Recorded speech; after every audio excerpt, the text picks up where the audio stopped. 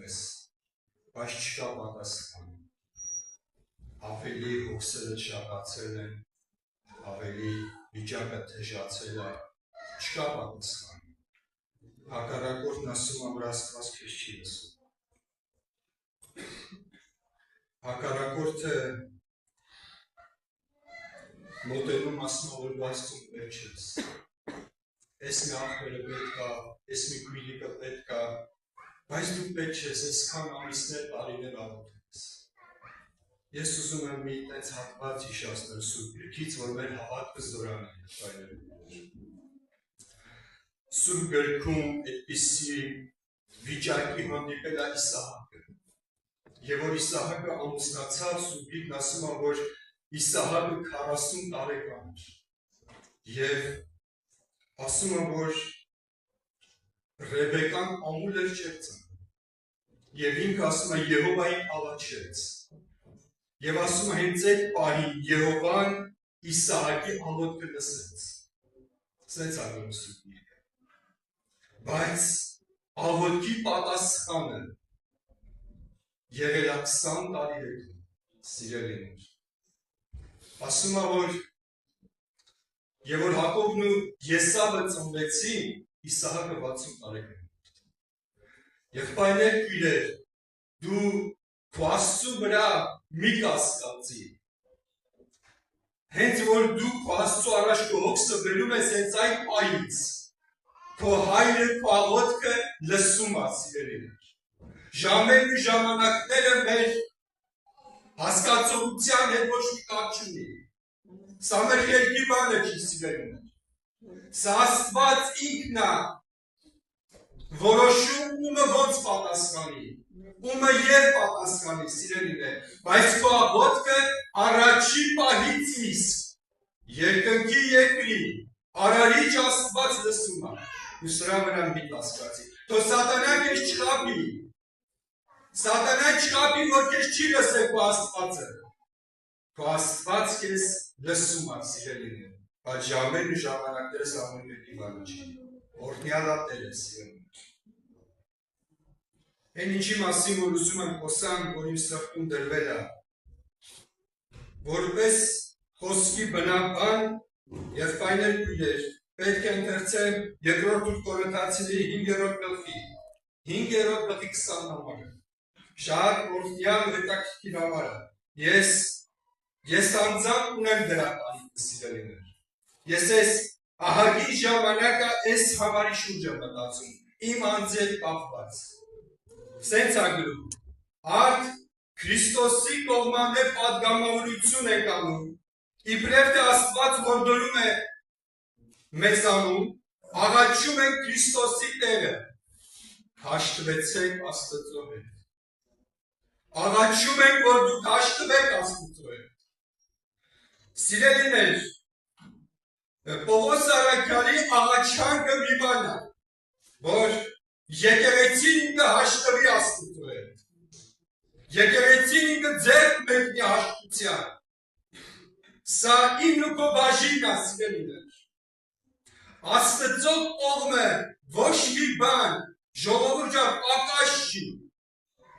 Աստված մեր հետ հաշտ է, մենք ենք անոր հետ անհաշտ։ Եվ ասում եմ, որ աղաչում եմ, որ դուք հաշտվեք Աստծո հետ։ Ինչ է նշանակում Աստծո հետ հաշտվել։ Հնարավոր է այսօր մենք մտածենք, թե մենք Աստծո ժողովրդի մեջ ենք, հոգով ջրով մկրտված,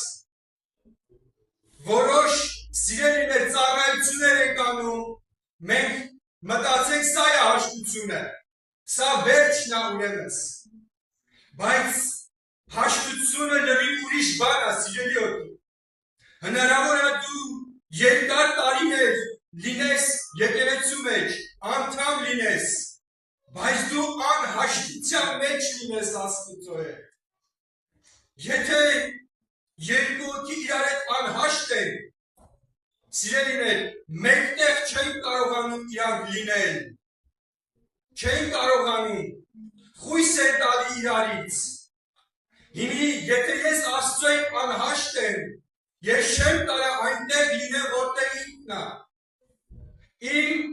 հավիտենական բրկությունը մի հատ մեծ հարցականի տակ է, սիրելի։ Հաշտությամբ պիտի գան, Սուրբ Գիրքը աղաչում է, ասում է աղաչում եմ ձեզ, ինչպես թե Քրիստոսն է աղաչում, որ դուք հաշտվեք Աստծո հետ։ Մարդը Երևի պարտեզից Ժողովրդյան Աստծո մեծությունը մերժեց եւ ընտրեց մեղքի կյանքը։ Աստծուն համարեց իրան թշնամի, Աստծո հետ եղավ թշնամի։ Եվ հիմա Հիսուս Քրիստոսով մեզ Քրիստոս հաշտություն է բերել։ Եվ որն է այս հաշտությունը, սիրելիներ։ Ինչպես է այս հաշտությունը լինում մարդ եւ Աստված հարաբերության մեջ։ Ես շատ անգամ շատերին հարցը տվել, ասում եմ հաշտությունը դու ինչպես ես պատկերացնում։ Դե ասում է, եղբայր ջան, եկել եմ Աստծո ժողովրդի մեջ, չգիտեմ հարցերը, սկաները, սա խոստովանվել են։ Ասում սա է դու հաշտություն պատկերացնում։ Նայեք Սուրբ Գիրքը հաշտության մասին ինչ է գրում սերներ։ Հստակ համարը հաշտության հետ կապված։ Սա գրված է Թուղթ Հռոմեացիներին ուղղված նամակի 5:10։ Նայեք տեսեք հաշտությունը ոնց է կատարվում։ Եթե այսօր դու ուզում ես հաշտության մեջ լինես Աստծո հետ, եթե դու ուզում ես այսօր հաշտություն ունենաս, այս համարը պիտի քո կյանքում կատարվի, որովհետև առանց այս համարի դու չես կարող հաշտություն ունենաս Աստծո հետ, իջան գնաս։ Նայեք ինչ է գրում։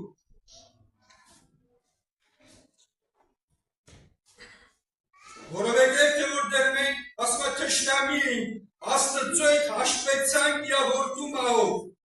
որքան առավել որ հաշտված ենք, պիտի ապրենք անոր կյանքով, սիրելիներ։ Հաշտությունը որդու կյանքով ապրելու մեջ է։ Հաշտությունը, սիրելիներ, հավատքի կյանքի, ոնց ասեմ, ժողովրդյան տարիների շատության մեջ չի, հոգևոր գործերի մեջ չի։ Հաշտությունը սա է, որ դու ունենաս քո մեջ որդու կյանքը, սա է միակ հաշտության ուղին, սիրելիներ։ Հիմա ես պիտի իմ մեջ նայեմ, իմ մեջ որդու կյանքը ապրում է, թե իմ մեջ դեռել է ես եմ ապրում։ Ես պիտի իմ սրտի մեջ նայեմ, իմ սրտի գահին որդու կյանքն է, թե իմ սրտի գահին դեռել է իմ ակն է, եսագիտն է, դեռ ես եմ տակավորում։ Ինչն է իմ մեջ բարձրացած, սիրելիներ, որ Աստծո հետ հաշտության միակ ճանապարհը որդու կյանքն է, եղբայրներ քույրեր։ Նայեք ինչպիսին է որդու կյանքը, որն է որդու կյանքը, սիրելիներ։ Գիտեք, ինքը Պողոս առաքյալը հստակ գրում է ժողովրդի Փիլիպպեցիների մեջ, 2-րդ գլխի մեջ, ասում է, ավելի լավ է ընթերցենք, որ ավելի բոլորիդ քաշ ծանոթ համարներ են կարդում, սիրելիներ։ Մենք ձեր չի, որ որևէ մեկ այս համարները տեղյակ չի։ Նայեք, 2-րդ գլխի 5-ից են կարդալու։ Ձեզանից ամեն մեկը թող այն մտածե, որ էլ Քրիստոս Հիսուսում է, որ Աստծո կերպարանքումը լինելով, նա Աստված է, չէ՞։ Աստծո կերպարանքումը լինելով, հափշտակություն չհամարեց Աստծուն հավասար լինել։ Հափշտակություն չհամարեց Աստծուն հավասար լինել։ Այ որդու կյանքը սա է։ Ինքը Աստված, բայց իրան չի համարում Աստված։ Մեր աղբերներից մեկը եւ որ Սուրբ Գիրք ընթերցում է, հասնում է այս համարը, Սուրբ Ոգին ասում է՝ մի բան կանգա։ Ասում է ինչ է Քրիստոս։ Ասում է Քրիստոսն Աստված է։ Ասում է բա Աստված է, ինքը իրանձը ինչ չարեց։ Ասում է Աստծուն հավասար չարեց։ Ասում է դու ինչ ես։ Ասում է մարդ։ Ասում է դու ել քեզ մարդուց ցածր պիտի տեսնես։ Սա որդու կյանքն է, եղբայրներ քույրեր։ Սա է կյանքը, սա է հաշտության ուղին։ ուրիշ հաշտություն չկա, ինչ ուզում ես արա, ոնց ուզում ես արա, ինչքան ուզում ես արա, բայց եթե այս հարցը, այս համարը, սա որդու կյանքն է,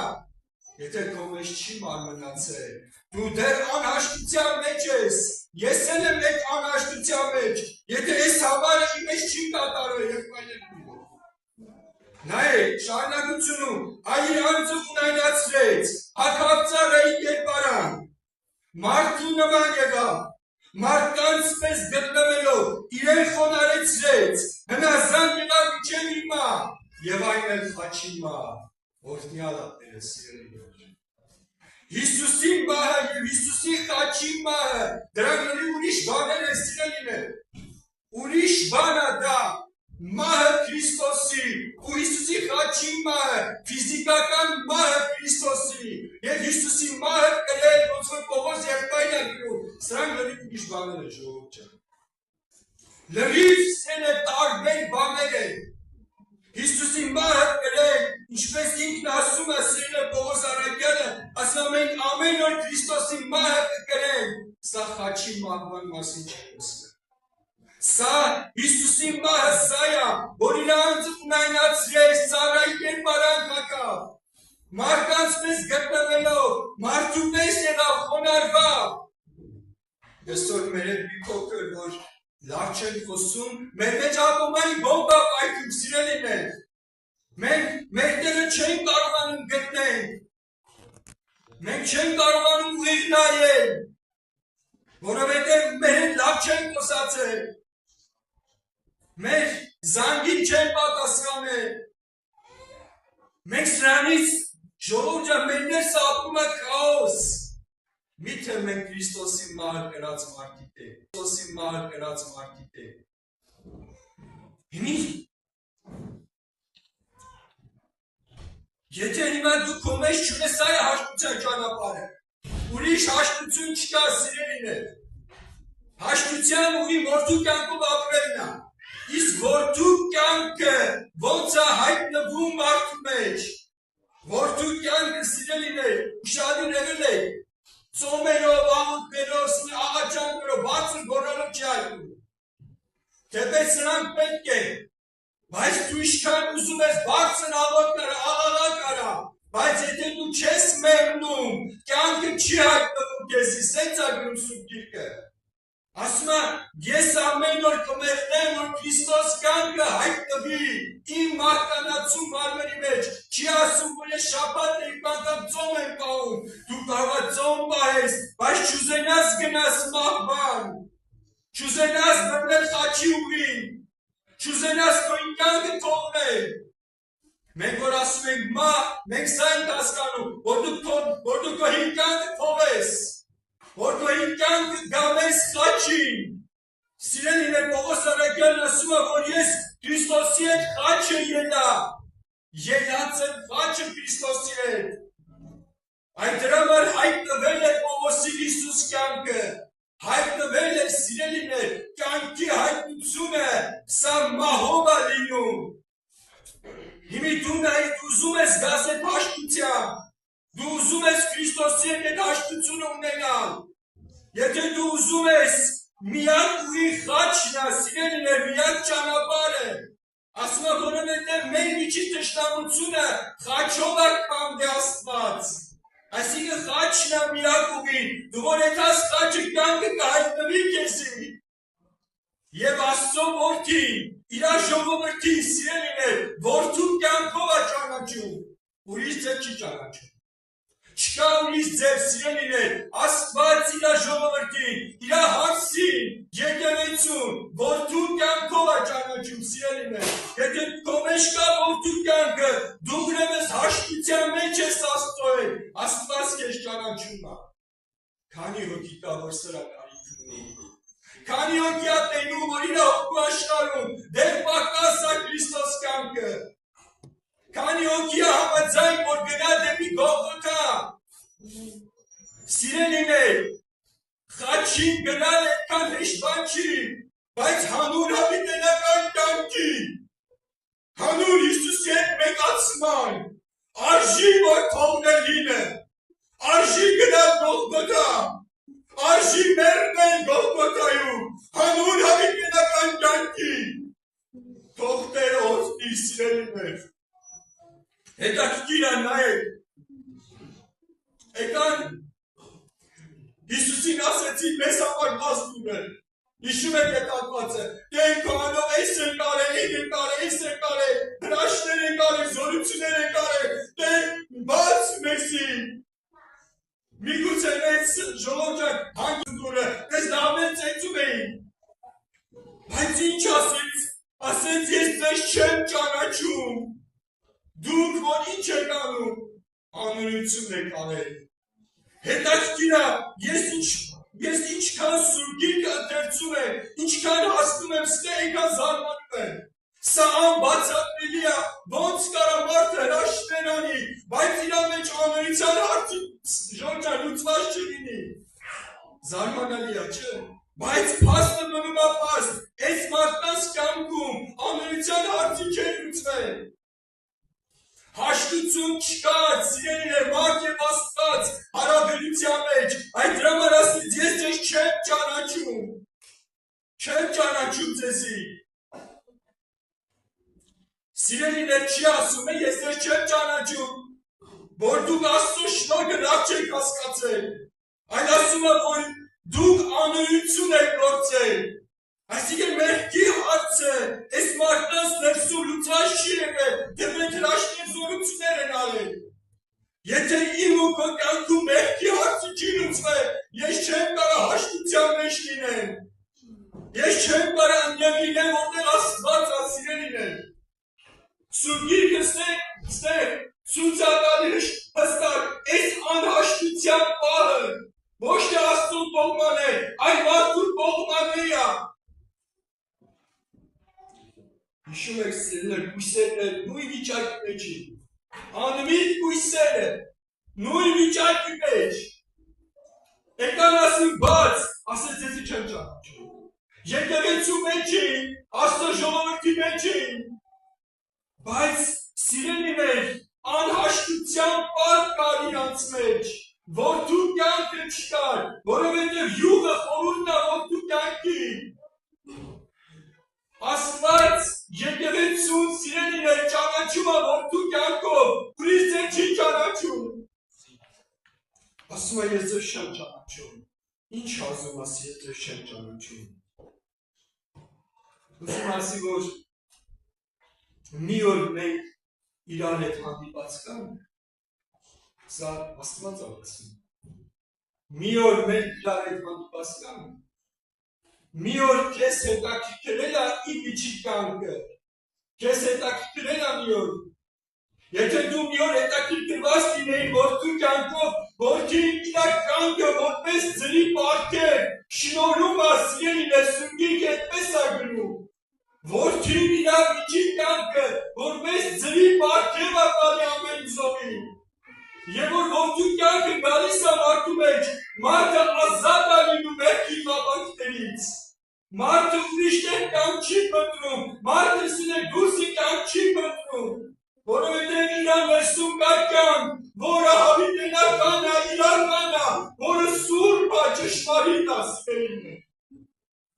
Թող Տերը շնորհ տանի։ Եվ այս կյանքը քեզ բերում է հաղթության, քեզ բերում է մեղքից ազատ ապրելու։ Ես սա հաշտությունն է Տիրոջ հետ։ Ուզում ասի մի օր քեզ հետաքրքրել է, ես ինչ եմ քո մասին մտածում։ Շատերիս չի հետաքրքրում սիրելիներ։ Չի հետաքրքրում շատերիս, դա Աստված ինչ է մեր մասին մտածում։ Մենք ժողովուրդ, ուղղակի շատերս, ես եմ ձեր հետ միասին, հոսանքի տակ ընկած գանք գնանք, բայց սիրելիներ քանի հոգու է հետաքրքրել, թե ինչ է մտածում Աստված իր մասին։ Ես եւ որ մի անգամ տենց խորում էր ասի թե ինչ ես մտածում, ես վախեցա սիրելիներ, անկեղծ վախեցա։ Ասիմ հանդարտ հիմա մի բան պատասխանի, ես չգիտեմ ինչ կլինեմ։ Ինչ է մտածում Տերը մեր մասին, այս սա է ասիներ, ես ձեզ չեմ ճանաչում։ Թող Աստված շնորհ ողորմություն անի մեզ սիրելիներ, որդու կյանքը նեղ դրում տուր ապրելու կյանք է։ այլ որ սենց ապրենք, այդ հաշտությունը կունենանք։ Ասում ենք հաշտ ենք, այլ դրա համար էլ որտու կյանքով ենք ապրում։ Հաշտությունը որտու կյանքով ապրել ենք սեմ։ Թող Տերը շնորհ կանի, ողորմություն անի ինձ, հետո ձեզ։ Ավարտենք սեմ։